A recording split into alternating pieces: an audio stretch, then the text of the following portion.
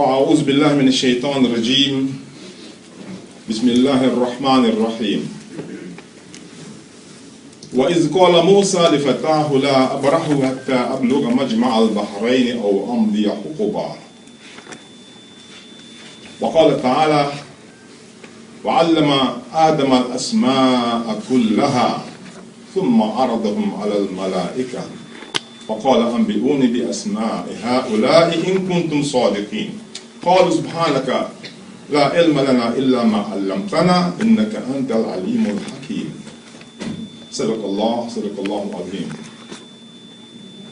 Respected brothers and sisters, Assalamu alaikum wa rahmatullahi ta'ala wa barakatuh.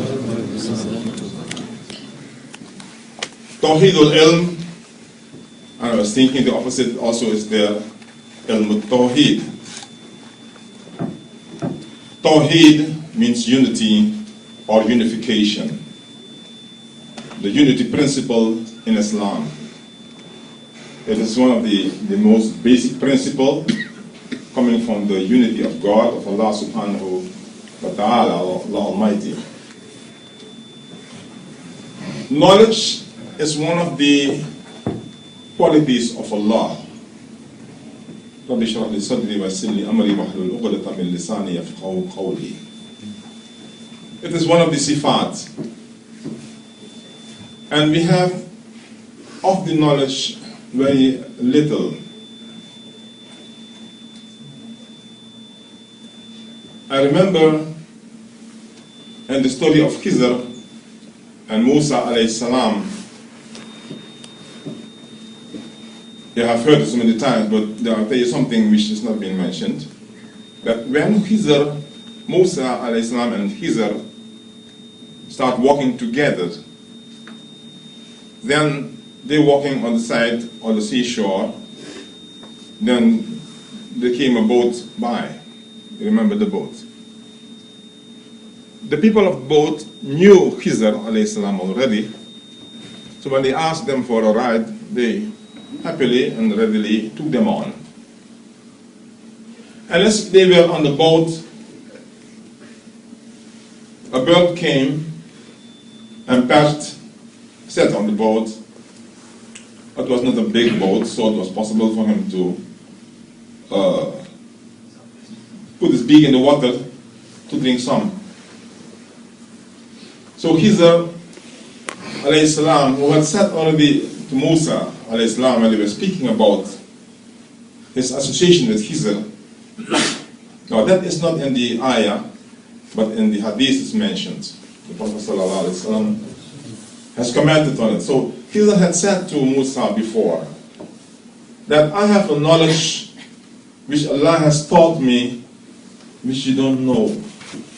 Yeah, knowledge of that. But you have got also a knowledge which Allah has taught you which I don't know. I have no knowledge of. Okay. That was before. And as they watched the birds, Khizr said to Musa alayhi salam, did you see how the bird put his beak in the water of the sea? Now, this may be an anecdote, or it could have been a bay, because I'm talking about, practical happening. Birds don't drink the salty sea water, but if it's a bay, it's possible that it was sweet water. But that's not the point. The thing is, the lesson is, he said that in as much water as the bird could have taken from the sea, from this vast ocean, so little I took from it. It's not even compared to it. So little is our knowledge in front of Allah. The knowledge which we have, but it's nothing compared to the vast ocean, an ending ocean of Allah's infinite knowledge. It's very little. Very, very little. Okay. Why I started with the verse? There are different levels of interpretation of the verses of the Holy Quran. On a deeper level of the understanding of this very verse, Majma al-Bahrain means the meeting of the two seas is indicative of the two seas of knowledge. Okay? You have, and there are different dimensions mentioned. One of them, readily at hand, is the Zahir, Ilm al-Zahir, and the Ilm al-Batin. Now, Ilm al-Zahir, as the word Zahir means knowledge of that which is visible. And the Ilm al-Batin is that which is invisible. Zahir and Batin generally refer to visual observation. But observation which we have as human beings is not just only visual, because we have 5 senses. Now, back at the institute, I'm teaching them values, and then I give them, which we don't have a book for it, but from Maulana Ansari we have learned, about the 5 universal values. The 5 universal values, these are the physical, the mental, the aesthetic, the moral, and the spiritual values which are there. These are universally known.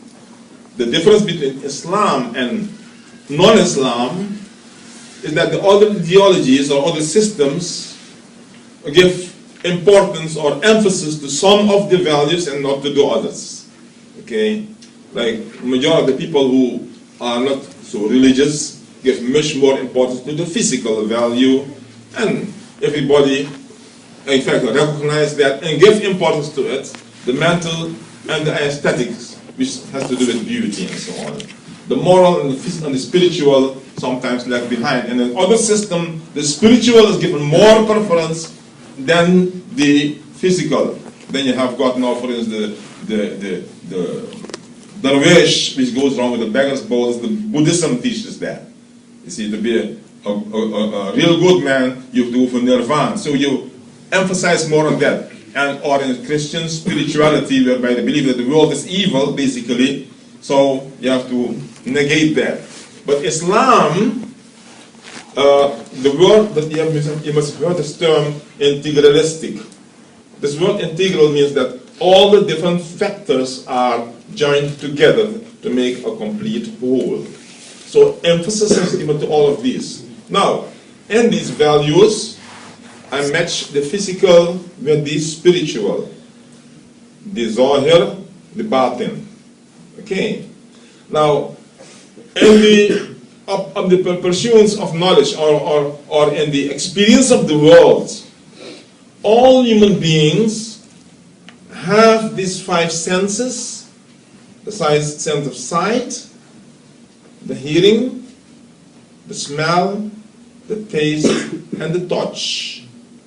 Through these 5 senses, we experience the world.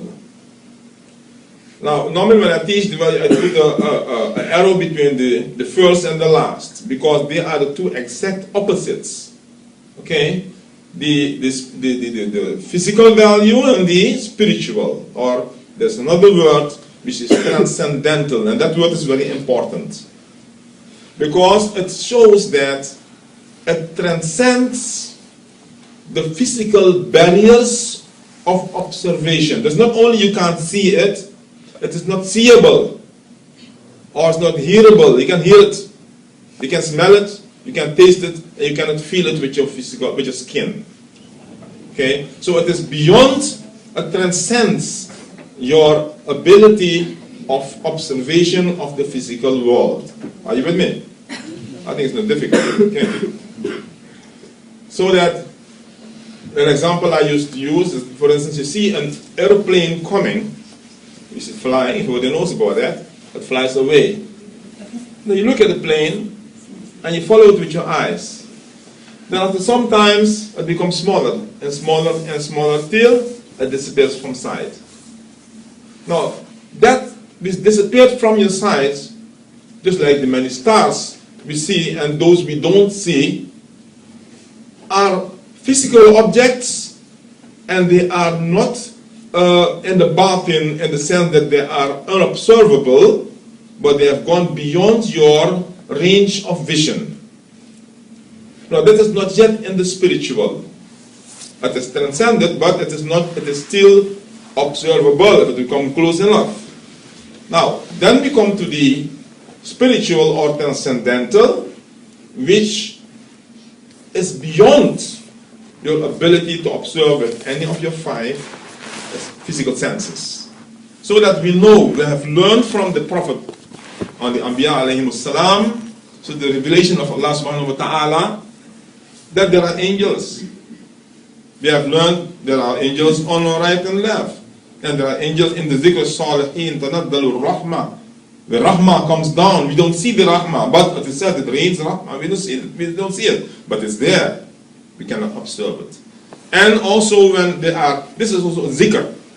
Zikr Salihin, that is a Zikr. When we are sitting here talking about Allah and Allah's deen, that's a Zikr. The angels come and they attend. The angels are here. They are sitting amongst us.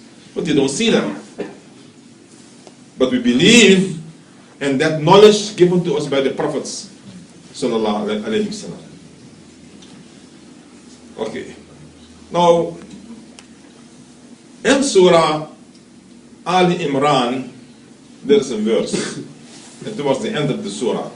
Very beautiful verse. Very important, necessary verse for us to read and understand and act upon. Allah subhanahu wa ta'ala says, A'udhu billahi minash shaitanir rajim, bismillahir rahmanir rahim, Inna fi khalqis samawati wal ardi wa ikhtilafil layli wan nahari la ayatin li ulil albab. Verily, in the creation of heavens and earth, now the expression samawat and ard is the expression in the Quran which means the universe. And why this expression is in this way? Because it goes from the human point of view, of observation or vision. Because we are standing on the earth. You see? We're standing on the earth. So we see the earth and we see the heavens. Okay, those samawat and ard. So it is in relation to us. Alright, now we know universe and all those terms. But it's practical expression. And in the creation of this, and in the interchange of night and day, there are signs. Ayat li ulil albab. Ulul albab means people of wisdom. Now, there is something about the Holy Quran which we read in the study of Quran, the tafsir of the Quran, understanding the Quran, which comes in what Maulana calls a system of meaning. And when you study tafsir of Quran, you will read that the very first tafsir of the Quran is the Quran itself. Al-Quran yafassilu ba'duhu ba'da. Part of it explains the other part. The very first example is in the very beginning of the Quran itself, when Allah reveals, speaks in Surah Al-Baqarah, the very beginning. Alif Lam Mim, Zalika al-Kitabu la rayba fihi hudan lil muttaqin. Okay? Alladhina yu'minuna bil ghaibi wa yuqimuna as-salata wa mimma razaqnahum yunfiqun. Walladhina. Whenever a term is mentioned followed by alladhina, it means Allah is explaining what it means. So Allah Himself explains what is muttaqin, and here also Allah explains what is ulul albab. The translation is the wise people of wisdom, but Allah is explaining what it is. الذين يذكرون الله قياما وقعودا وعلى جنوبهم ويتفكرون في خلق السماوات والأرض. Now stop here before you go further. There are two aspects of the action of ulul albab. There are two things which a person does to be among ulul albab. First is dhikr, and the next one is fikr. It is like the two wings of a bird, which you need to fly. One wing only cut off, the one wing can't fly because it will be imbalanced. Either wing. But both wings, he flies. So, another thing in the Quran, this is important to remember when you study the Quran. You see, in Arabic there is a saying, Qawlul Hakim la yakhlu an al-hikmah, that the wise one, the saying of the wise one is not free from the wisdom. So nothing is just by the way, everything is purposeful. And that the next verse is saying. The sequence of things mentioned in the Quran has got importance. Why the sequence? Why this first and that one mentioned? So that is why we note that Allah has mentioned first of all dhikr. Yeah. Those who remember their Lord. الَّذِينَ يَذْكُرُونَ اللَّهَ.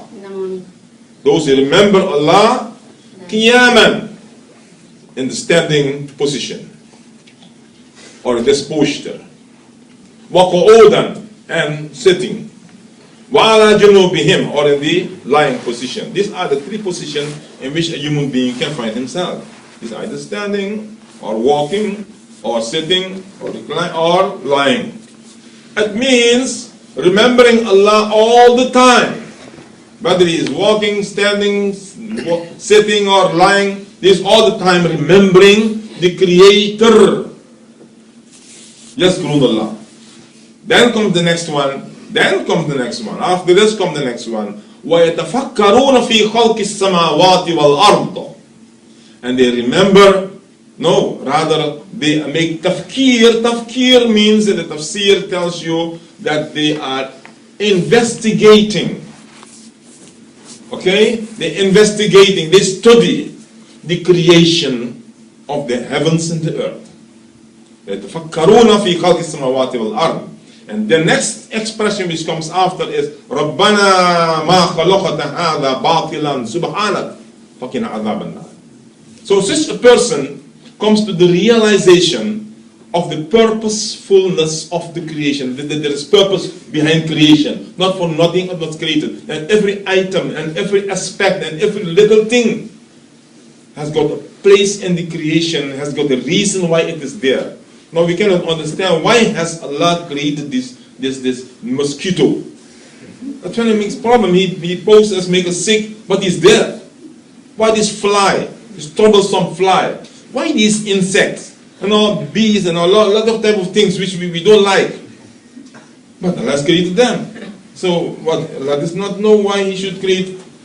He should not create them, and we think that He's created something useless. What is the cockroach for? Why should He create it? I mean, we don't like to see him, but he's there. Is there any good in it? We don't think so. Huh? But if we learn about them, we learn about ecology, the ecosystem, we come to see how everything fits in its place. What is the useful thing of all these things? Why the bacteria has to be there? Why the viruses have to be there? Why sicknesses have to be there? What are they doing? So, when you don't know, you don't know. But when you make zikr first of the Creator, and then you make fikr of the creation, means you study creation, you investigate the creation, then you can only come to the exclamation, Rabbana ma khalaqta hadha batila. Oh my Lord, Thou hast not created this in vain. So you come to realize that. So now, Allah subhanahu wa ta'ala, in the very beginning of the creation of the human being, we know it all, that Allah gave the name, the knowledge of the Asma to Adam alayhi salam. Walillahi al-Asma'ul Husna. Okay? What we learn in Islamic philosophy and ilm al-kalam, which philosophy does not cover, because a lot of things, a lot of problems in philosophy, they cannot understand reality, the science of reality. The knowledge of reality or study of reality could not reach, because without the guidance of religion, divine knowledge directly from the Creator, you cannot solve many problems. They cannot prove anything. That's why Imam al-Ghazali wrote the Hafid al-Falasifa, refuting all the philosophers. They cannot prove anything. They cannot prove that God is one. They cannot prove that He is two or three or many or no God. They can't prove anything at all, because they were mostly using the inductive type of reasoning, you see, which is debating an argument based on a syllogism. Okay, but the thing is this, that the Islam teaches you from the revelation of the Quran, the Prophet ﷺ teaches us about the reality, so that we come to know that why has Allah created. So now, Adam, what I want to say, the Asma the asma of Allah, the attributes of Allah, which is active in the entire creation. You see, whereby we are experiencing the creation by the will of Allah subhanahu wa ta'ala. Now, if you would know the asma, the attributes, then you will know the reality of things. Okay, so when Allah was going to create Adam alayhi salam, then he informed the angels. And you know the story well, but we go for it again to understand better. The angels said, أَتَجْعَلُ مَنْ فِيهَا مَا يَسْفِكُ الدِّمَاء. Yani you're going to create one who مَا يُفْسِدُ فِيهَا وَيَسْفِكُ الدِّمَاء. You make fasad and you will spill blood. Means they're going to do a lot of mischief. وَنَحْنُ نُسَبِّحُ بِحَمْدِكَ وَنُقَدِّسُ لَكَ. And we are glorifying thee and praising thee. We are doing all the praise. Or where you going to read another one? According to the hadith, we know that the jinn were here before and they have done a lot of mischief. Not only we, the angels have experienced that those who go to earth, they always create a lot of problem. You know, so they thought this fellow is going to also make problem. But Allah said to them, I know what you know not. وَإِنِّي أَعْلَمُ مَا لَا تَعْلَمُ. And then he taught the names of everything to Adam alayhi salam, and then he invited the angels. And then he said to the angels, tell me what is the names of all the things which are created. And they said, we have no knowledge except what you have taught us. قَالُوا لَا عِلْمَ لَنَا إِلَّا مَا عَلَّمْتَنَا إِنَّكَ أَنْتَ الْعَلِيمُ الْحَكِيمُ. Okay, you are the one who has got all the knowledge and all the wisdom. Then Allah instructed Adam alayhi salam to tell them the names. Now there is questions which come out of this. Did the angels became the same as Adam after he told them the names? After he gave them the knowledge, told them about it, did they become the same as him? Do you think? Like you see, if you have a new car came out, Toyota, nearby here, they build the car, then they send always a technician to come and demonstrate about the car. Okay? Or if it's a computer or anything. The person who knows everything about it, they come and demonstrate, tell you, after he finishes explaining, you can explain. You cannot explain it again.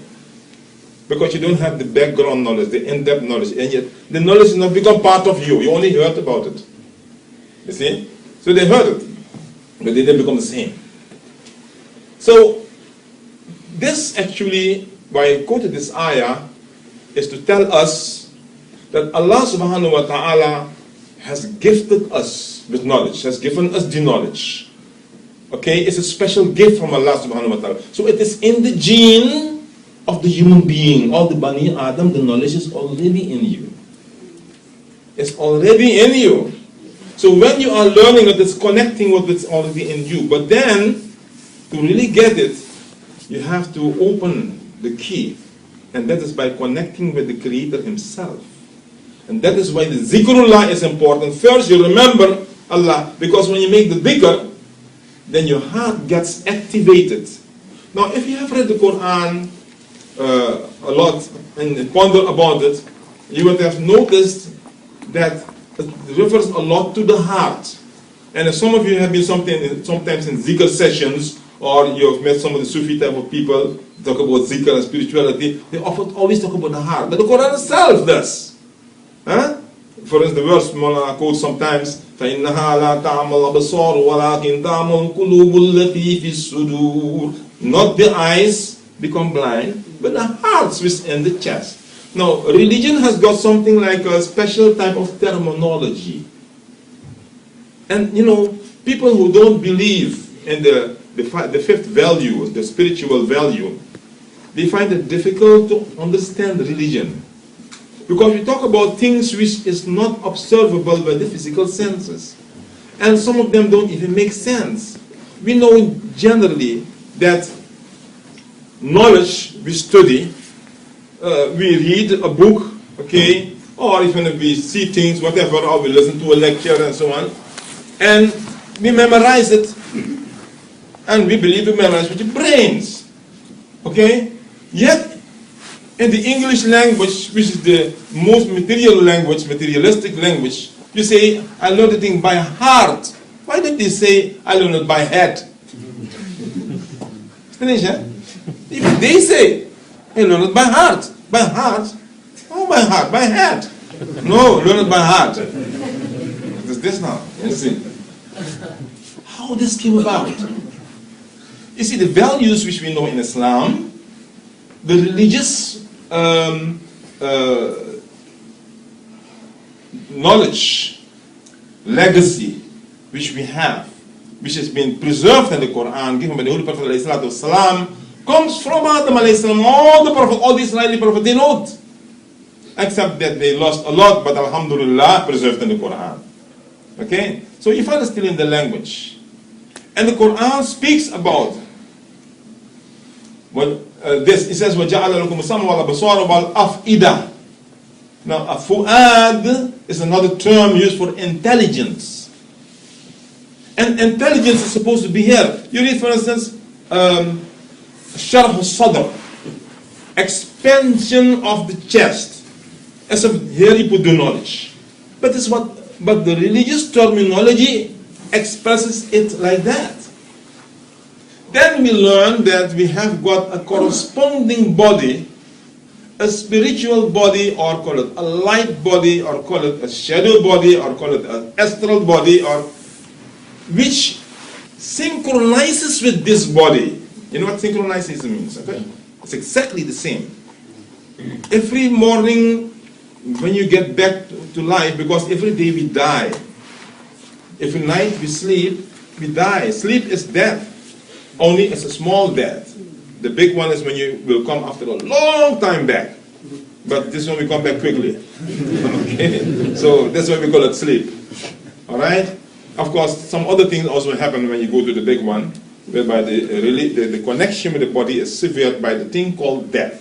Mouth, by the molecule mouth, use the instrument mouth to break the connection between you and body, so you cannot get back to the body. You could get, but you can stay in it, because you are loose. But the anchor is there, as long as the time is not yet to leave the earth. So what happens now, the spiritual body, and we are spirits, really, you should remember that also, is exactly synchronized with this body, but maybe a little change internally on other special things. But when we make the zikr, we concentrate on the heart, which is almost the same place as the spiritual heart. For instance, you might notice that those of you who have been in zikr sessions, that when you make the remembrance, you don't concentrate on this heart here, but they tell you to concentrate on here. The spiritual heart is here. It's not exactly here. Okay? Now, when this Prophet ﷺ speaks about a lump of flesh in the body, he says about the heart, this physical heart he's talking about. Because when you get affected emotionally because of the spiritual rays, or the jalliyat we call it, you feel it here because your heart beats faster. When you get emotional, your heart beats faster. So you feel it here. Here's where you feel it. Right? So you relate it to your physical heart. And that is better, easier, understandable by people in general. Okay? Now, this is this one thing which I want to tell you. I think that is, I hope it's not so difficult to understand, but it is related to the subject of having the knowledge of this physical world as well as the spiritual world. Now, that can go very deep, but on a more surface level, easier, understandable level, I bring it. That we study, basically when we start learning from small, we start learning things of this physical world. Again, Islamic tradition, when a child is about 4 years, 4 months, then you start the Bismillah ceremony. They know it in Pakistan, I don't know if you know it here also. You have a nice table, the child wear nice clothes, a Mulvisa will come or a scholar and start reading Bismillah ar-Rahman ar-Rahim and starting formal education. And it always starts with the religious one. You see, Alif Ba Ta Sa, not A B C D A F A, no, Alif Ba. We start with the religious one because Allah Ta'ala says, Yazgurun Allah. And after that, Tafkir Samawat wal Ard. So we start with the spiritual one. That is spiritual knowledge. Learning to read Quran, the word of God. Okay. So, but in our educational process, mostly it is to do with the physical world. Now, on this topic now, actually importance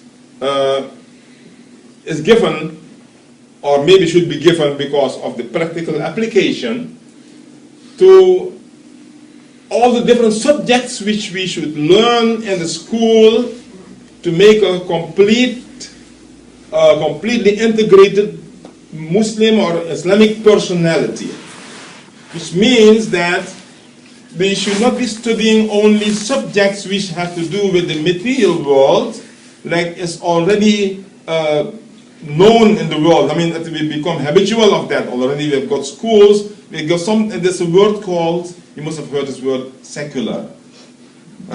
Secular. We've got secular system. Now, everything of the so-called secular countries or secular world, or secular government, secular has to do with the worldly, the physical worldly, devoid of spiritual. Secular is apart from that. Now, from Maulana Ansari, rahimahullah al-Bari, we have learned certain things, some study in history, that after the Prophet ﷺ, the Islamic nation, the Muslim peoples, carried on for a long time, and the education was also unified. It was during the time, or around the time of Imam Ghazali, when some of the ulama made a split in the knowledge. Don't know exactly when, but around that time. And they said, al-ilmu ilman, ilmul adyan wa ilmul abdan.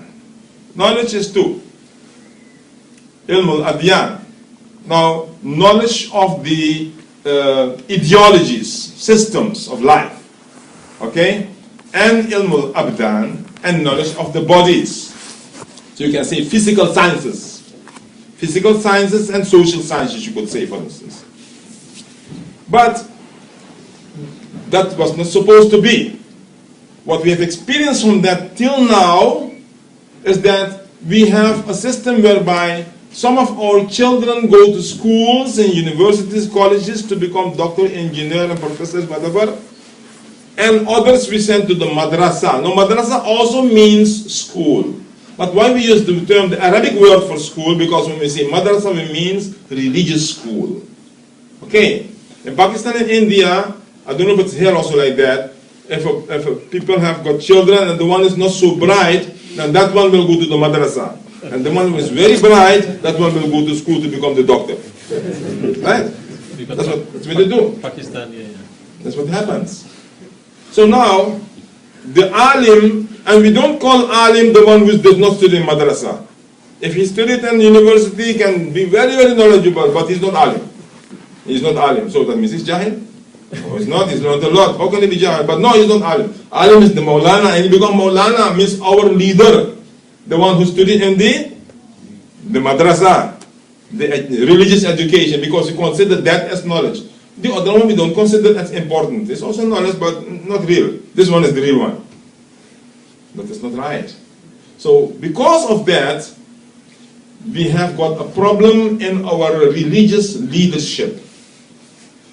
When we look back in Islamic history, we'll find that we have many great masters. Ibn Sina has been a medical scholar, a doctor whose books are Qanun fi Tibb has been studied for about 700 years. You couldn't become a doctor if you didn't study his book. Al-Biruni, Ibn Battuta, these are sailors. Sailors, eh? You had also sailors who came from Holland here. Pirates. There's a difference between pirates and sailors, you know. Pirates are sea robbers. Hooligans on the sea. But these were not sea robbers, they were cultured, educated people. Al-Biruni, Ibn Battuta, these are very famous ones. There were others also, but these ones, we talk about them. The log book, you know, ship had got what you call the log book. Then every country when they went, they will write about that country, the population. They will study the country, how many people, how big the population, how it is put together, what type of people live there, what type of social system they got, what type of political system they got, what type of economic system they got, everything about the country. When their logbook was a whole study by itself, because they were cultured people, they were educated people, they were knowledgeable people, they were alims. Okay, Ibn Khaldun, known as father of history by us, not by the others. They think that father of history for the Westerners is now somebody else. Although Ibn Khaldun is the one who actually put the foundation of the science of history. And in fact, the first universities in the modern world, means after the Prophet ﷺ, Muslims had this university and they had studied from our universities and actually copied a lot of things from Muslims. Now, it's not that we are just boasting. We should take example from our great ones to try to become like them. This is not the thing of Pidraman Sultan Bud. It's one, you know, it's saying that my father was a king. So your father was a king, so what? What are you? So we shouldn't be doing just that. Just blow your own trumpet, okay? But we are doing it amongst ourselves to inspire one another and to remind one another that the Islamic personality should be like that. You see, now these people, each one of them, they were multidimensional, means they were versatile scholars. Not only scholars, but versatile personalities. If you study them, almost all of them were versatile in the knowledge, means they study many branches of sciences, but maybe they specialize or are known in one particular one. For Shaykh Akbar, for instance, Shaykh Akbar Muhammad ibn Arabi is known as a Sufi, as a saint, okay? As a great Sufi. But he was a scholar. He was a great scholar. Studied all the sciences. Tafsir al-Ahkam is what written by him. And very big verse. Tafsir is written many volumes, or you might have heard of the Futuhat Makkiyah, Futuhat Ruhiyah. Futuhat Ruhiyah, Maulana Ansari Rahmatullah alayhi told us about that one. I'm still looking for that book. I got the Futuhat Makkiyah, which is a voluminous work of over about 1,000 pages, 4 volumes, big book. And he wrote about every science which was in that day present. And believe me, it is amazing when you read that some of the sciences which he's treating we don't even know. Some of the sciences they knew, they wrote about, we don't even know them today. Amazing. And where they got the knowledge from? What impressed us very much, he mentioned about the other book, Futuhat Ruhiyah. Well, I will mention this to demonstrate to you the blending between the Zahir and the Batin. You used to study books also, study, and make zikr also at the same time. And what I want to say, that most of them were not only versatile in knowledge, but they were also spiritually elevated. They were Sufis also, but they were not known as Sufis. All of them did the prayers, most of them were Hafiz, and they used to do the Azkar, they used to pray, do the zikr, but they were not known as Sufi. They were Sufi. I agree with Maulana, actually, that maybe this word should not be coined, because we think it's a certain type of person. You know, everybody should be religious, everybody should be devoted, and that's what the Sufi really is. He's not a particular person. If a child who reads namaz and loves Allah is a Sufi. You understand? Yeah. But anyway, leave that. The point is, interesting, in Futuhat Ruhiyah, Maulana told us that Muhammad ibn al-Arabi was an Andalusian scholar, Andalus, Spain. From Morocco, actually, they migrated to Spain, many of them. So that he, in the spirit, visited all these planets in the solar system. And the interesting thing is that he wrote about them. He wrote about them. Now, this work for investigation, for us who are interested in science, I heard that in England you got a group of people who value his work, and maybe we can get the book there, or in India, but this is a book I like to get, and we should try to get. Why? Because in it we'll get proof of the validity of knowledge even coming from the spiritual source. So what happens now? The blending of the two is that these are physical systems, and he's visited them in the spirit. No, actually in the world you got not organizations, but orders, spiritual orders, other than Islamic. We have got amongst us Naqshbandi, Qadri, Shazili, and so on. But the others also got, the Jews also have got, the Christians have got, the Buddhists have got, who study esoteric science, means spiritual science. Okay, what they do mostly, they do exercises in order to develop different abilities, psychic abilities. Okay, amongst them. By us, it is not to develop this or that ability. And Muslim, these different groups or orders actually are for doing extra zikr. And it's not compulsory. If you got the inclination, you may. Okay, otherwise your salat is already great zikr. But if you want to do extra, but we don't do it for getting this or that ability. We make zikr Allah. We remember Allah. So when you remember Allah, the zikr of Allah, and you get the tajalliyat, that is the light emanation affecting your heart, because the heart is the main organ. They will teach you about lata'if. These are subtle organs. These are the spiritual organs of observation in the body itself. And the physical and the spiritual are blended. So you got 5 lata'if.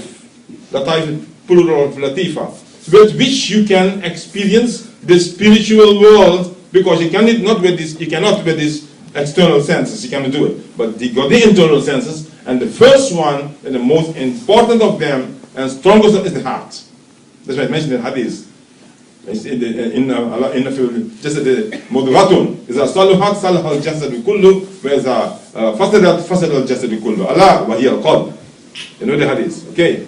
Piece of flesh. If that is good, the whole body is good. Is it bad? The whole body is bad. So that's when that one gets affected by the tajalliyat ilahi, then that one affects the others ones, and they get activated.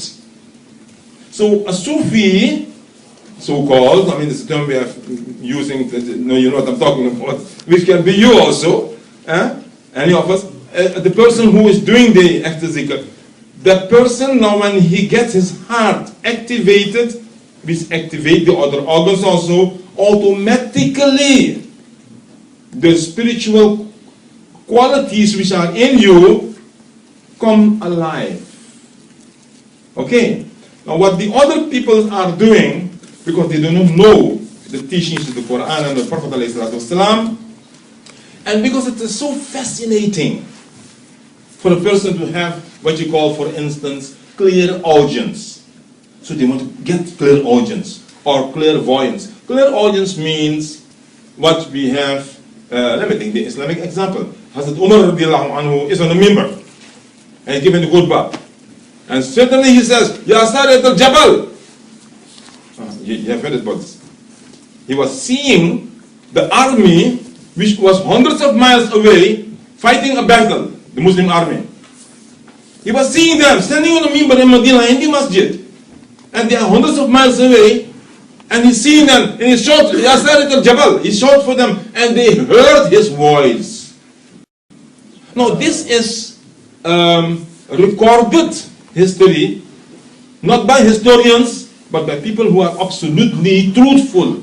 The hadith recording is much more truthful than any historical book. That is why we have got all the classification of hadith, to make sure that it is correct. We don't want to have any wrong information. If we got a doubt about the person, even if it's correct, we don't accept.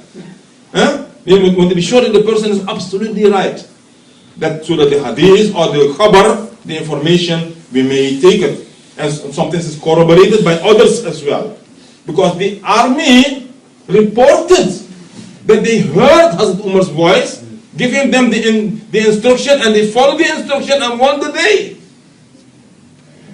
That is called clairaudience. Being here, and you can see beyond the walls. No, Hazrat Umar didn't make a special zikr for that, a special exercise to get that ability. No, not at all. Not at all. Allah just gave it to him. And it just happened because he remembered Allah. So his organs are alive. That is called basira. Okay? Now, there is another thing. The other one, the name which I mentioned of clairvoyance, whereby a person is able to, or astral projection, go in other places. Now, the astral projection, which is together with clairvoyance, yelling the abilities to see beyond the physical. Muhyiddin Ibn Arabi has written about it. So he has gone not with the physical body. Sitting on the musalla, then he gets out of the body and goes visit these places. Now, every night when we sleep, we also get out of the body. But this is something which universally happens with human beings, but it is not under your control. It happens automatically because it's the way for you to sleep and the way for your body to rejuvenate. Because around us is something called ether, which is nothing but power. It's filled with power. So when you get out of the body into the ether, it's like the battery gets out to recharge. Okay? And then the body also, the toxins, burns out. This way you get to turn